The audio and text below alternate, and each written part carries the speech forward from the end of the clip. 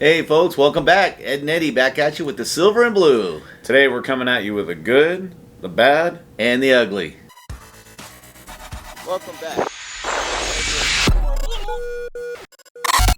Let's go! Ah! Preseason's over. Finally. That's the best good of all. Yeah, honestly, I could do without preseason. It was good for the roster bubble guys and some of the rookies, but after a while, especially when you see that first injury, you're kind of just over it. Now, Kelvin Joseph did strain his groin a little bit. Yeah. I don't think it's serious, so that's good. But other than that, we had no injuries to speak of. Yeah, I mean, Gallimore was kind of the one. Well, I'm talking about this game. Oh, yeah. No, this game, I agree. But, it just, in all to everybody, I know there are some Cowboy fanatics who are super diehard preseason. They're like, oh, we went 0-4, the sky is falling. Come on. Honestly, the year the Colts won the Super Bowl in 2006, they were 0-4. The year the Lions went 0-16, they were 4-0. Yeah. Jimmy's Cowboys would go 0-4 on a regular basis, too. Yeah. I remember that. Mm-hmm. And, I mean, so that doesn't really matter. Yeah. But what does matter is that we have some good, bad, and ugly for you. Get us started, Ed. The first good from this game is Mukwamu in the first half.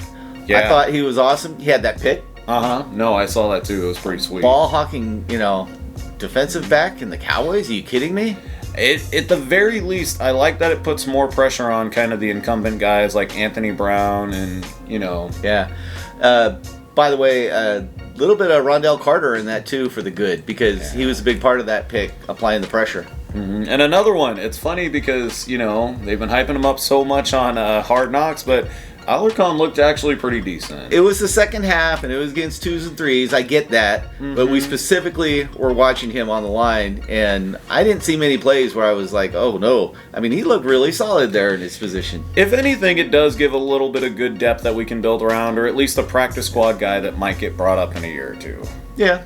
And I think, as we mentioned earlier, the best good of all, even a great, is just no real major injuries. Now that preseason's over, we can rest up, get ready for week 1. So, that's about it for the good, because you guys saw the score, you saw kind of how it looked.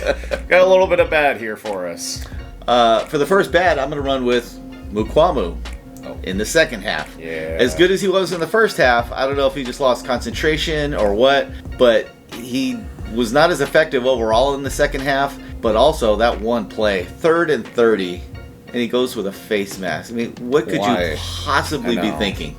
Just let him grab it. Just two-hand patty cake. I mean, it's a 3rd and 30. Let him get 22 yards. Just don't. It was nothing but Cowboys all around him, too. I know. Oh, it was horrible. Anyway, so I had to put him in the bad. Yeah, and, building on kind of the bad, I would say the entire secondary, too, but you could just say the whole defense. I mean, they just were porous. And I get it. He's a generational talent, but, dude, they made Trevor Lawrence look like Joe Montana all Madden mode against us. It was insane.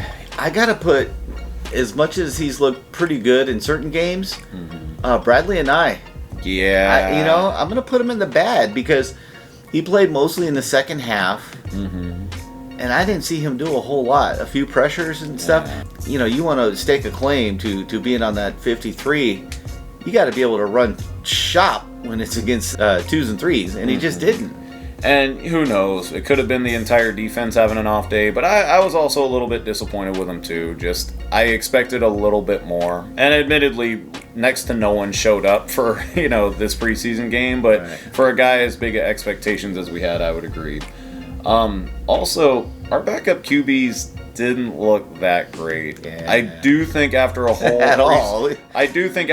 preseason, Gilbert's probably established himself as the number 2, but Rush didn't look that phenomenal either, and we'll get to the pile of DiNucci in a bit here. Why even bother at this point, But yeah, the backup quarterbacks just very disappointing. Jacksonville did have mostly starters in, especially the first quarter. Yeah. But still, you got to show something, and they just didn't. You guys know. You watched the game. And, I mean, at this point, it's hard to really feel there's that big of a gap between Gilbert and Rush. Yeah. But I don't have much confidence in either. I would even suggest maybe even trading a 7th or something for a backup, but after last season, it just showed if Dak goes down, our season's toast.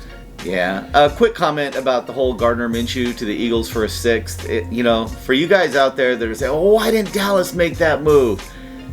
How many of you were suggesting it before? I went and looked through Twitter, and I couldn't find your comments saying we should do it before either. So I don't know. Gardner Minshew's best friend in high school suggested it, but Gardner Minshew lost his job last year to Mike Glennon on a horrible team. Yeah. If you're crying about not having him on your team, whatever. What do you do? Yeah. Now, let's just get into it. The final one, the ugly. I think there are two big names here that you are all probably thinking of too, everyone. All right, write down the two that you think might be the ugly and see if you're right. You want to go first with one of them? Okay, ready? Go for it. Ben DiNucci. Wow. What a revelation. I didn't expect that. I was in no way prepared for that. I made sure you didn't see my answer, but Ben DiNucci, I don't care if he's had an episode and a half of Hard Knocks. It's just time to cut him. I mean, those falling back on that, right foot, or slinging those sidearm shots. This guy think he is Tony Romo? I know. It's crazy. You know what? We were patient. I realized that Eagles game wasn't quite. For some reason, McCarthy was though. No, yeah. Well, here's the thing. It's like we were patient enough to where I didn't think he was done by that Eagles game. I was like, you know what? He had a rough game being thrown in as a rookie, nobody. But with a preseason, after all this hype, I'm sure he's going to make his mark. I'm sure he's going to improve. Nope. Oh, he literally got worse every single week of the preseason. Yeah. If anything, it's something we'll remember and get a lot of entertainment out of it. And the fact that we can use DiNucci now as a negative term is probably the best thing he brought to this team. Just saying. That was bad. Yeah, sorry, DiNucci. You got to go. Who would be your ugly? I got another ugly. And that's that poor defensive back, Burton, the cornerback. Oh, my goodness. The guy was flat out toast all night. Yeah. They were just picking on him constantly. Every single play they were throwing his way, and he just had no answer. And, it's so weird because, I imagine being a wide receiver or corner would be more of a confidence game. But, I don't know. It's just after a while, it's like, they are just not letting up on that guy. They're finding him. Half the time, he didn't even know the ball was in the air. Poor guy was just looking around. Well, he didn't cover anybody, but he made up for it by not tackling very well. Oh. It's pretty good.